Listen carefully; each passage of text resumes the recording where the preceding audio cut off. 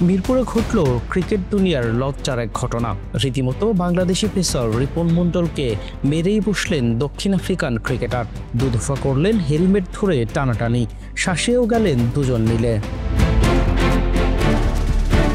মিরপুরে চলছে দক্ষিণ আফ্রিকা ইমার্জিং দলের বিপক্ষে দ্বিতীয় 4 দিনের ম্যাচ। আজ ছিল দ্বিতীয় দিনের খেলা।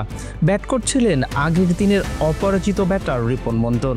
104তম ওভারের ঘটনা। উইকেটের মাঝে দাঁড়িয়ে সতীর্থের সঙ্গে কথা বলছিলেন রিপন মণ্ডল। হঠাৎই তার দিকে তেড়ে আসেন দক্ষিণ আফ্রিকার ক্রিকেটার এন্টুলি।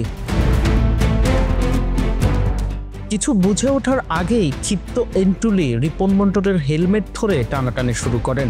রীতিমতো হাতাহাতির ঘটনা। এ দফা রিপন মণ্ডল ছাড়িয়ে নেন নিজেকে। ঘটনা দেখে ছুটে আসেন মাঠে থাকা আম্পায়ারও। তিনি নিবৃত করার চেষ্টা করেন দুজনকেই, কিন্তু আম্পায়ারের উপস্থিতিতেই আরেক দফা রিপন মণ্ডলের হেলমেট ধরে টানাটানি করেন এন্টুলি। এবারের ঘটনার ক্ষিপ্রতা আগেরবার কেউ ছাড়িয়ে গেছে। আম্পায়ার ছাড়িয়ে দেওয়ার পর আরেক প্রোটিয়া ক্রিকেটার এসে আরেক দফা শাসালেন রিপন মণ্ডলকে।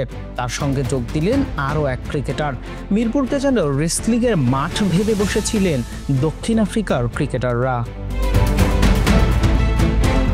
ক্রিকেট মাঠে সাধারণত কথার লড়াইটাই দেখা যায়, এমন হাতাহাতির ঘটনা বোধ হয় এটাই প্রথম।